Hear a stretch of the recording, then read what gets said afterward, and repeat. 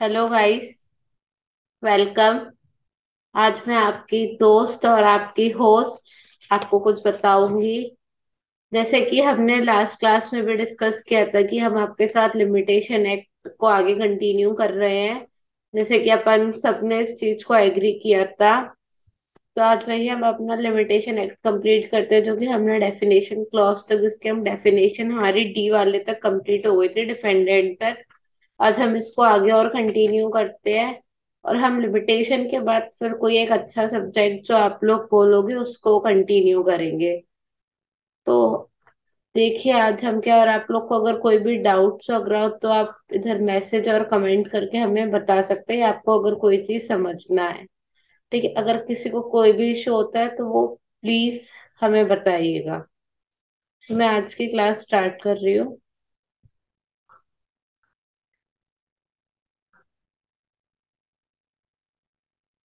जैसे कि आप सबको पता है, हम सेक्शन एफ पे आ गए थे।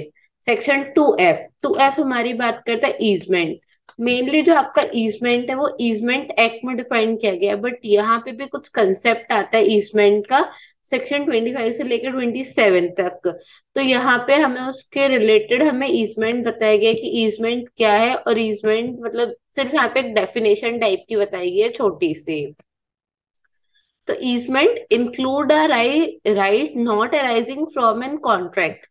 तो मतलब इतना तो हमें कंफर्म हो गया, एक राइट को आपके इंक्लूड करता है easement, बट वो कैसा राइट जो आपका कॉन्ट्रैक्ट में से अराइज नहीं होता। आप लोगों ने कॉन्ट्रैक्ट एक्ट पढ़ा होगा, कॉन्ट्रैक्ट में से मतलब एक जो राइट अराइज हो रहा है वो easement नहीं होगा। सपोज अगर अपन नॉर्मली ऐसे बात करें तो, बट क्या होगा फिर easement? easement by which one person is entitled to remove or appropriate for his own profit any part of the soil belonging to another। मतलब एक पर्सन या तो इंटाइटल होता है, या तो वो किसी को रिमूव कर रहा होता है, किसी को वहां से हटाएगा, या किसी को अप्रोप्रिएट करेगा अपने ओन प्रॉफिट के लिए any part of the soil. किसकी सॉइल से? जो किसी और की सॉइल बिलोंग करती हो किसी और से। मतलब सपोज यहाँ पे एक ए है और एक बी है। अगर किसी के भी घर जाने का रास्ता है तो वो सॉइल, वो जो लैंड है वो बी का है, और वहां से ए ने अपना रास्ता निकाल लिया। ए क्या कर रहा है? ए अपने आप को प्रॉफिट दे रहा है। ए बी की प्रॉपर्टी से, बी की लैंड से अपना रास्ता निकाल रहा है। तो वो क्या कर रहा है? सॉइल यूज कर रहा है बिलोंगिंग टू अनदर, और रिमूव और अप्रोप्रिएट कर रहा है। वो अपने रास्ते को बना रहा है, अप्रोप्रिएट कर रहा है। और अगर वो 20 साल तक इस चीज को कंटिन्यू करेगा तो यहाँ पे जो उसका राइट होगा वो उसका ईजमेंटरी राइट हो जाएगा। तो यहाँ पे वो यही बोल रहा है, by which one person is entitled to remove, या तो वो रिमूव करेगा या वो अप्रोप्रिएट करेगा अपने प्रॉफिट के लिए any part of the soil belonging to another. मतलब कोई ऐसे पार्ट की सॉइल को जो बिलोंग करती हो किसी अनदर्स को, और एनीथिंग ग्रोइंग इन और अटैच और subsisting upon the land of another. या फिर वो कुछ और चीज जो उसने अटैच कर रखी हो, जैसे कोई खिड़की अटैच है किसी, मतलब अगर किसी की खिड़की है, वो सपोज दो घर है, एक ए का घर है और एक बी का घर है। तो अगर बी के घर का गेट ऐसा है कि वो बाहर की साइड से खुलता है और वहां पे बी का लैंड है, तो वो क्या कर रहा है? उसने अटैच कर रखा है उस चीज को किसकी, किसी और की अनदर की लैंड पे, लैंड ऑफ अनदर। तो हमें ईजमेंट में बात, ईजमेंट राइट तभी अराइज होता है जब हम वहां पे किसी और की लैंड, या हम किसी और से अपना बेनिफिट ले रहे हो। हम कभी भी अपने लैंड पे या हम अपनी चीज पे कभी भी ईजमेंट नहीं कर सकते। ठीक है, नाउ द नेक्स्ट डेफिनेशन है foreign country. Foreign country means country other than India. मतलब फॉरेन कंट्री कोई भी कंट्री हो सकती है जो इंडिया के बाहर हो। आपके सीपीसी में भी सेक्शन डेफिनेशन क्लॉज का सेक्शन 2.5 और 2.6 डील करता है foreign country and foreign court से। आप यहाँ पर थोड़ा बहुत इंटरलिंक देखते रहिएगा, क्योंकि ऐसा होता है कि जो माइनर सब्जेक्ट्स का ऑलमोस्ट इंटरलिंकिंग होता है वो आपका मेजर से ही रहता है। तो आप लोग इसको कंटिन्यू करते हुए चलिएगा please. Now the next definition is good faith. Good faith की जो डेफिनेशन है वो यहाँ पे नेगेटिव कॉन्सेप्ट में दी हुई है। मतलब nothing shall be deem to be done in good faith which is not done with due care and attention. अगर आप, मतलब वैसा कुछ भी गुड फेथ नहीं माना जाएगा अगर आपने प्रॉपर ड्यू केयर और ड्यू अटेंशन से नहीं किया गया। तो सीधे सीधे अगर हम इसको नथिंग को यहाँ से काट दे और इस नॉट को यहाँ से काट दे, तो सीधे सीधे ये हो जाता है गुड फेथ। गुड फेथ मतलब done with due care and attention. तो गुड फेथ को ये डीम्ड कर सकते हैं कि वो पर्सन जो भी है वो आपका ड्यू केयर और अटेंशन से करे। ठीक है। Now the next definition is plaintiff. अब प्लेंटिफ का क्या मतलब होता है, हमने 2A में पढ़ा आपका अपीलांट, 2D में पढ़ा, 2E में पढ़ा आपका डिफेंडेंट। नाउ व्हाट इज आपका plaintiff, where any plaintiff includes. यहाँ पे प्लेंटिफ का मतलब नहीं बताएगा, बट उसके अंदर क्या क्या आता है ये वो चीज बताता है। plaintiff any person from or through whom a plaintiff drives his right to sue। मतलब वही कोई भी पर्सन जिसके थ्रू उस प्लेंटिफ को राइट ड्राइव होता है, राइट टू स्यू का, या फिर any person whose e-state is represented by the plaintiff, या फिर जिसकी e-state रिप्रेजेंटेड होती है as a plaintiff, as a executor, administrator और अदर रिप्रेजेंटेटिव।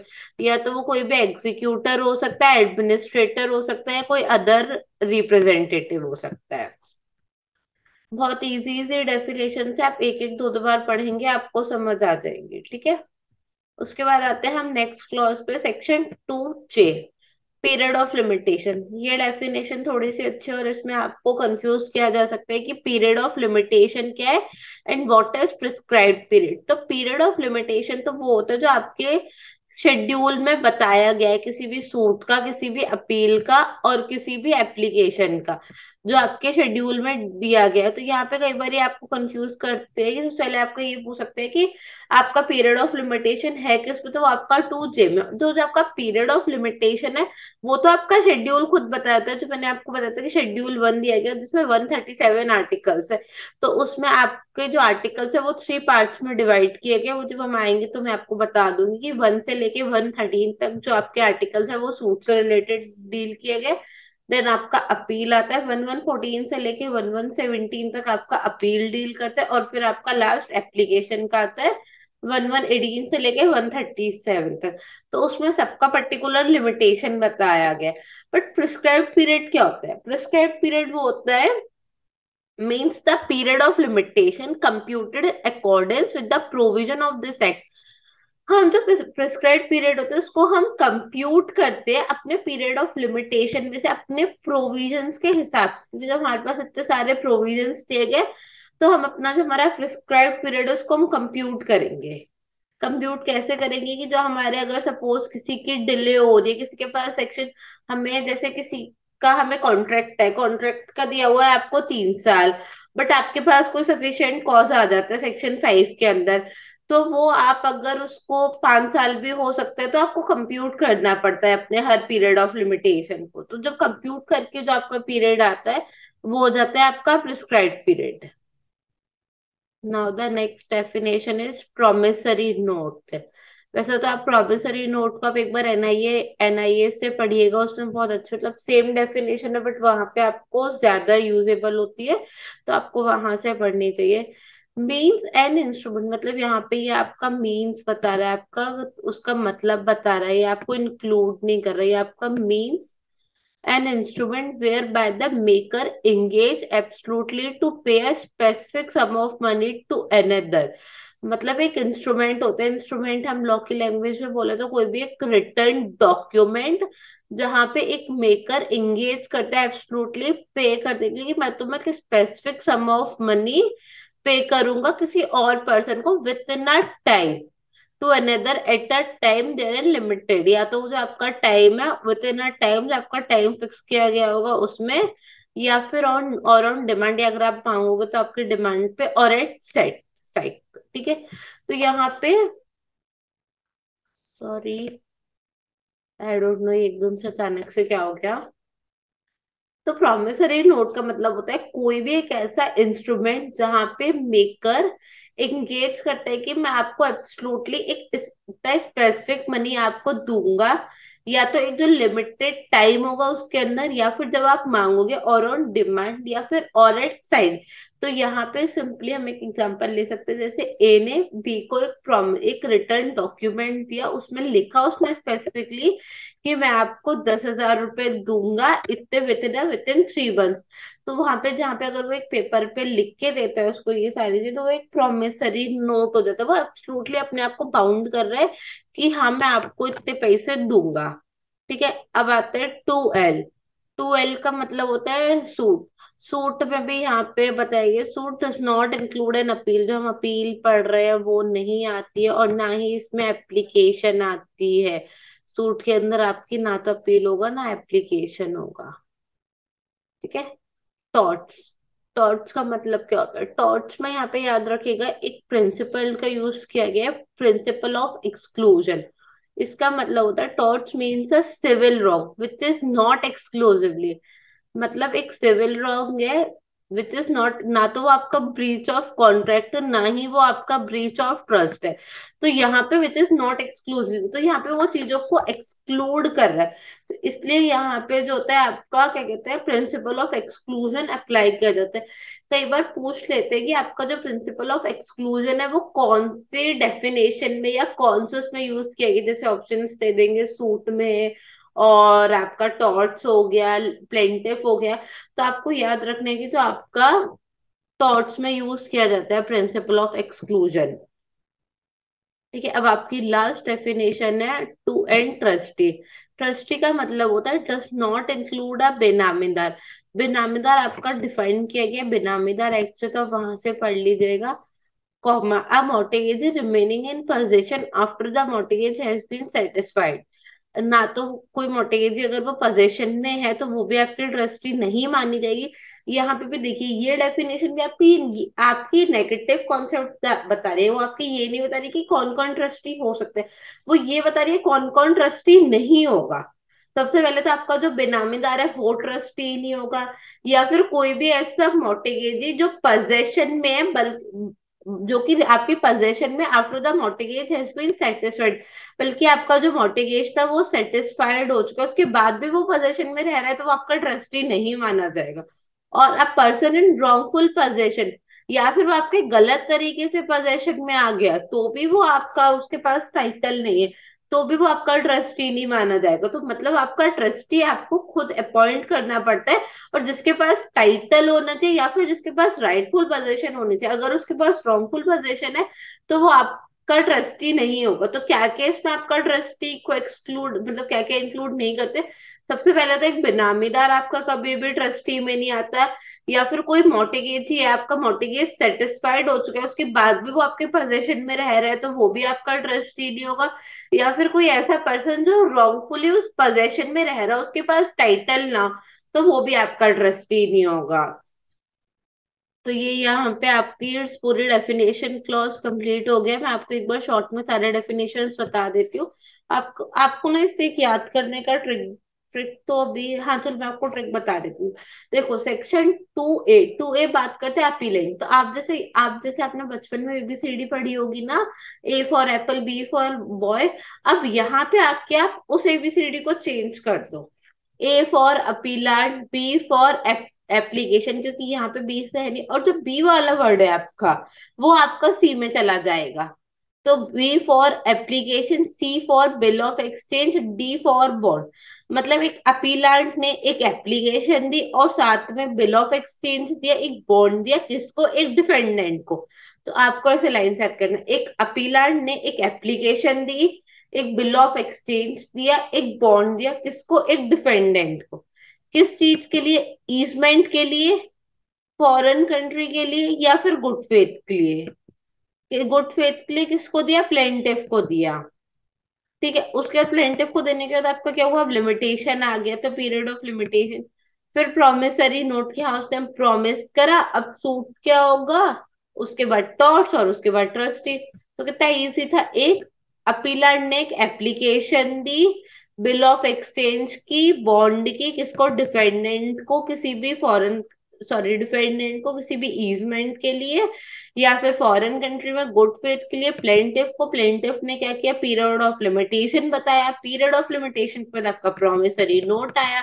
प्रॉमिसरी नोट अगर आपका ब्रीच होगा तो आपका सूट आ जाएगा, और अगर सूट हटेगा तो आप उसके बाद टॉर्ट का क्लेम कर सकते हो, और टॉर्ट के बाद आप क्या, अगर आपके कुछ हो जाता है तो आप उसके ट्रस्टी बन जाओगे। तो हमने आज लिमिटेशन का हमारा डेफिनेशन क्लॉज कंप्लीट हो गया, और इसके साथ साथ पार्ट वन भी कंप्लीट है। तो आपको अगर कोई भी डाउट हो तो आप हमें बता सकते हैं। अब हम आते हैं पार्ट टू पे। हमने पढ़ा था इसके अंदर टोटल 5 पार्ट्स है और 32 सेक्शन है। तो पार्ट टू अपने स्टार्ट करते हैं। पार्ट टू डील करते हैं limitation of suit appeal and application. क्या लिमिटेशन होगी किसी भी सूट की, अपील की और एप्लीकेशन की, ठीक है।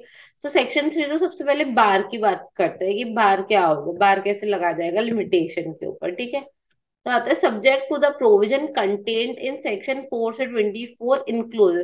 तो मतलब क्या होगा, ये आपके जो 4 से लेकर 24 तक के सेक्शन है उनको इंक्लूड करते हुए चलेगा। एवरी सूट इंस्टीट्यूटेड, यहाँ पे ये आपके लिए बहुत इंपॉर्टेंट है कि आप एक एक वर्ड को अच्छे से देखें। मतलब क्या हो रहा है, एवरी सूट क्या हो रहा है आपका, हमेशा इंस्टीट्यूट हो रहा है। आपका जो सूट होता है वो इंस्टीट्यूट होता है। अपील क्या होगी, प्रिफर्ड होगी। And an application made after the prescribe period, और अगर आपकी एप्लीकेशन बनाई जा रही है, मतलब आपका कोई भी सूट इंस्टीट्यूट किया जा रहा है, अपील प्रिफर की जा रही है, या एप्लीकेशन बनाई जा रही है किसी भी प्रिस्क्राइब पीरियड के बाद।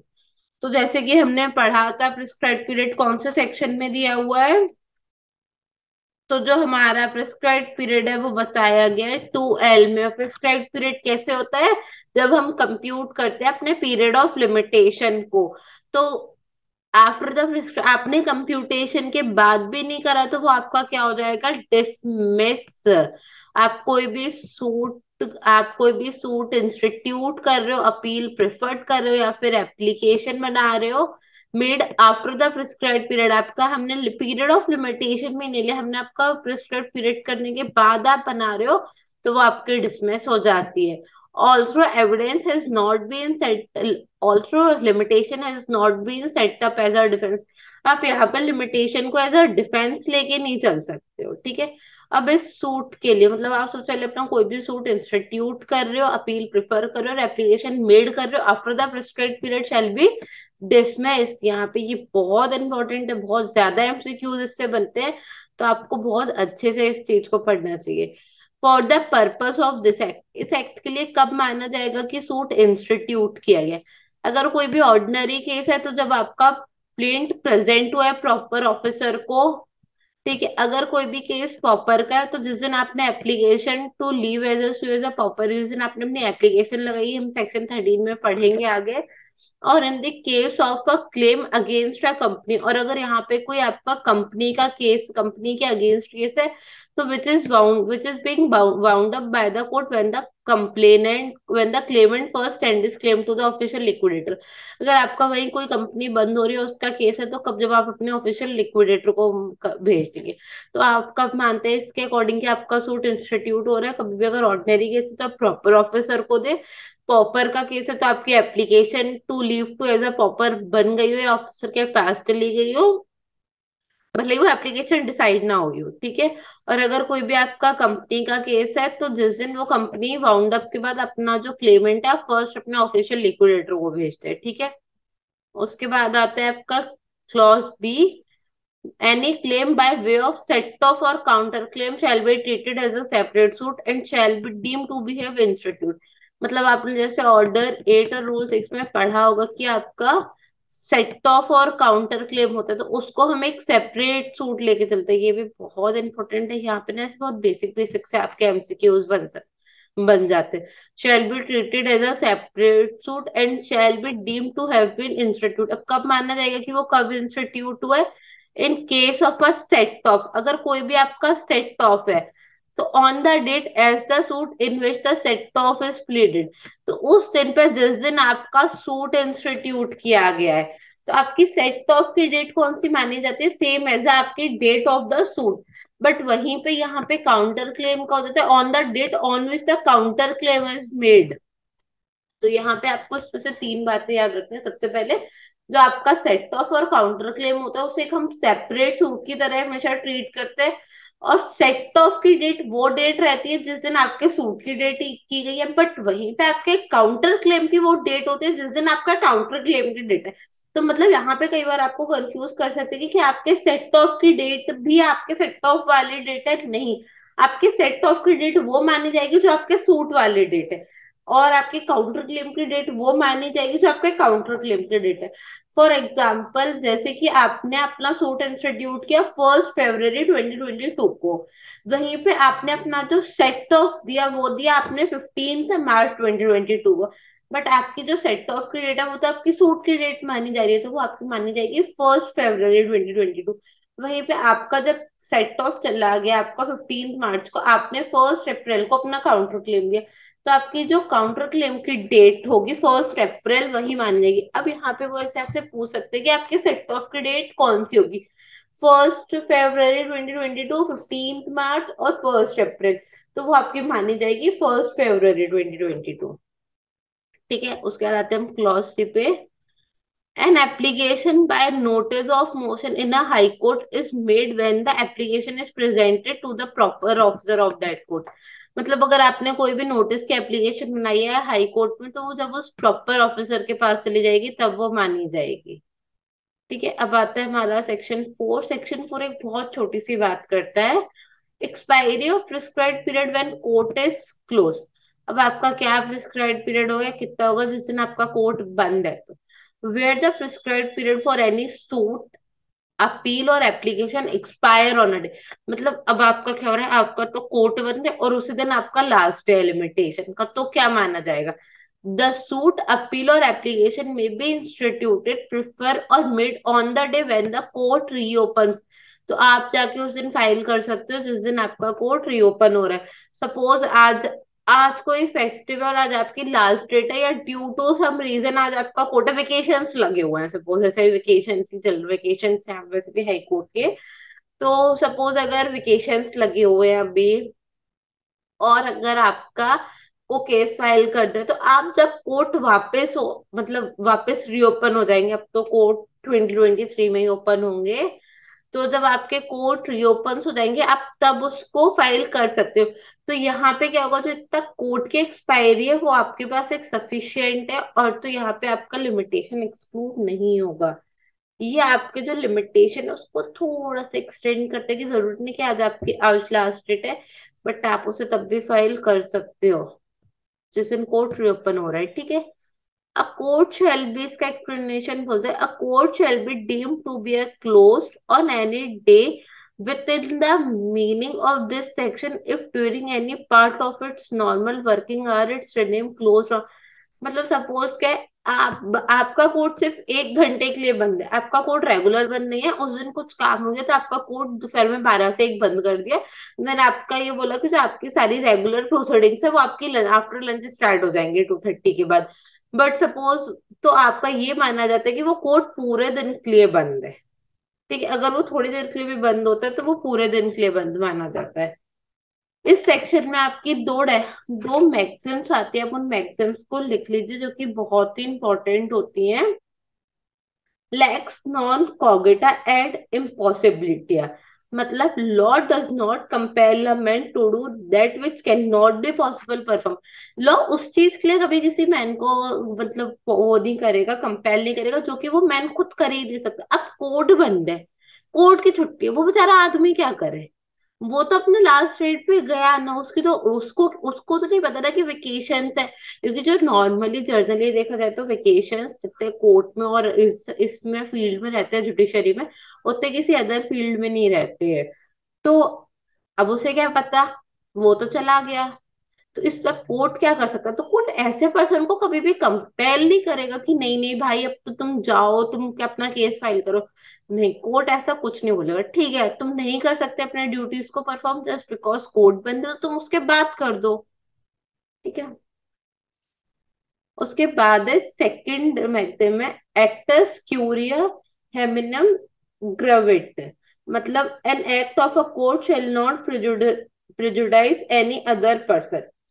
ठीक है, मतलब अगर, हाँ मतलब ये act of a court shall not prejudice no one, मतलब अगर यहाँ पे तो कोर्ट की गलती है ना, तो कोर्ट की गलती की वजह से कोई और प्रेजुडाइज क्यों, कोई और क्यों वो करे, इसलिए जिस दिन कोर्ट बंद है तो आप उसके नेक्स्ट डे कर दो। अब ये तो नहीं होगा कि कोर्ट की गलती की वजह से मैं अपना सूट इंस्टीट्यूट करें, अगर आज कोर्ट बंद है तो आप कर लो। ठीक है। ये जो आपका जो सेक्शन 4 है, जैसे कि आपका जो पूरा सेक्शन 4 है वो आपका जर्नल रूल है, एक एक्सेप्शन है सेक्शन 3 का। ठीक है, यहाँ पे आपको लिमिटेशन आपकी थोड़ी सी बढ़ जाती है। Now the next section is extension of prescribed period in certain cases. अब किस किस केसेस में आपको एक्सटेंशन मिलेगा। अच्छा, यहाँ पे मुझे आपको एक चीज बतानी थी जो मैं भूल गई। लिमिटेशन, लिमिटेशन क्या, अगर सपोज कोई सूट है या कोई भी अपील है, तो लिमिटेशन क्या हम किसी भी स्टेज पे मतलब लेके आ सकते हैं, ये हमें लिमिटेशन स्टार्टिंग में बतानी होगी। तो जो आपकी लिमिटेशन की प्ली होती है वो किसी भी स्टेज पे रेस की जा सकती है। मतलब जब भी कोर्ट को लगता है या किसी और को लगता है कि यहाँ पे आपकी लिमिटेशन है, मतलब आपने कम दे के रखे है, तो कोई भी किसी भी स्टेज पे आपकी लिमिटेशन की प्ली को उठा सकता है। तो यहाँ पे एक लाइन है, आप इसे लिख लीजिए। Plea of limitation can be raised at any stage of the case. तो आपकी जो प्ली ऑफ लिमिटेशन है वो आप किसी भी स्टेज पे ले सकते हैं। अच्छा, मैं आपको यहाँ पे एक चीज और बता देती हूँ। सपोज अगर कोई प्राइवेट पर्सन के अगेंस्ट केस और कोई गवर्नमेंट के अगेंस्ट केस है, तो क्या दोनों में लिमिटेशन सेम रहेगी, या मतलब जो भी उसका इंटरप्रिटेशन होगा या जो भी चीज है वो दोनों में सेम रहेगी, जो प्रोसीजर होगा ये दोनों को लिबर्टी लिबर्टी सेम दी जाएगी। तो यहाँ पे एक स्टेट ऑफ नागालैंड का केस था, उसमें सुप्रीम कोर्ट ने बोला नहीं, गवर्नमेंट केसेस में हमें थोड़ा सा लिबरल होना पड़ेगा। और हम मतलब क्योंकि वहां पे हम थोड़ी सी लिमिटेशन को एक्सटेंड कर सकते हैं, क्योंकि वहां पे क्या होता है आपका जो टेबल टू टेबल प्रोसेस होता है, अगर आपका आपको इधर जाना उधर जाना, आपने भी देखे होंगे सरकारी काम कैसे होते हैं, तो हम वहां पे अगर थोड़ा सा हम लिबरल होके काम कर सकते हैं, जरूरी नहीं कि हम उतने ही स्ट्रिक्ट बने रहे, हम थोड़ा सा लिबरल हम रह सकते हैं। तो ये आपका बोला गया आता है स्टेट ऑफ नागालैंड के केस में। अब हम आ जाते हैं अपने सेक्शन 5 पे। सेक्शन 5 को एक छोटे से वर्ड से याद रख लीजिएगा, सफिशिएंट कॉस्ट। सफिशिएंट कॉस्ट जो होता है वो आपका सेक्शन 5 होता है। इसमें आता है एनी अपील, और कोई भी क्या, तो कोई अपील है या कोई एप्लीकेशन है other than application any under any of the provision of section 21। आपके ऑर्डर 21 जो आपका एग्जीक्यूशन की बात की है उसको छोड़ के of the CPC may be admitted after the prescribed period. मतलब उसे एडमिट कर लिया जाएगा आफ्टर प्रिस्क्राइब्ड पीरियड के, इफ द अपीलेंट और द एप्लीकेंट, या तो अपीलेंट और जो एप्लीकेंट है सेटिस्फाइड कर दे कोर्ट को that he had a sufficient cause, उसके पास क्या एक सफिशिएंट कॉज है for not preferring the appeal और make an application within such period. मतलब आप कोई भी अपील करते हो या कोई एप्लीकेशन करते हो अदर देन आपकी जो 21 एप्लीकेशन को छोड़ के आपकी प्रिस्क्राइब पीरियड के बाद में एडमिट कर ली जाएगी, अगर जो अपीलेंट और एप्लीकेंट है वो सेटिस्फाइड कर दे कोर्ट को कि यहाँ पे एक सफिशिएंट कॉज है, वो क्यों नहीं कर पाए थे, अगर वो एक सफिशिएंट कॉज बता दे तो यहाँ पे उनका जो प्रिस्क्राइब पीरियड के बाद भी करेंगे उसको एडमिट कर लिया जाएगा। सपोज अगर ए है, ए को कर दी थी कोई भी application file with in 30 days, but उसका हो गया एक्सीडेंट, अब वो तो नहीं आ सकता था, ही इज ऑन बेड। तो वो एक सफिशिएंट कॉज है ना, और याद रखिएगा जो सफिशिएंट कॉज है ये क्वेश्चन ऑफ फैक्ट है। Every case to case sufficient cause differ करता है, आप ये नहीं बोल सकते कि इसका इतना सफिशिएंट कॉज है तो उसका भी इतना ही होगा। ऐसा नहीं, हर चीज हर किसी का हर केस का सफिशिएंट कॉज डिफरेंट रहता है। और it is a question of fact, अगर कोर्ट को लगेगा तो वो सफिशिएंट कॉज को मानेंगे, और अगर कोर्ट को नहीं लगेगा तो सफिशिएंट कॉज नहीं मानेगी। बट सफिशिएंट कॉज हम किस आपके लिए, जरूरी नहीं कि वो सफिशिएंट कॉज आपके लिए हो। वो सफिशिएंट कॉज ऐसा होना चाहिए कि जो पूरी दुनिया एज अ नॉर्मल फ्रॉडुलेंस मैन है उस चीज को अगर उसके साथ होता है तो वो अप्लाई कर सकते हैं। तो वो यहाँ पे सफिशिएंट को वो होता है, सफिशिएंट कॉज होता है।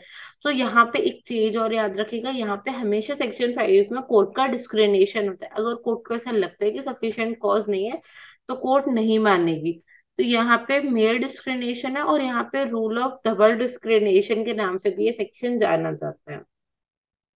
ये कोर्ट का डिस्क्रिमिनेशन होता है कि सफिशिएंट कॉज मानना है कि नहीं मानना। ठीक है। एक केस था कलेक्टर लैंड एक्विजिशन का, जिसमें कुछ गाइडलाइंस इशू की गई थी सेक्शन 5 के रिगार्डिंग। अगर आप लोग बोले तो मैं आपको वो सारी गाइडलाइंस लिखवा दूंगी, अगर आप सबको चाहिए हो तो।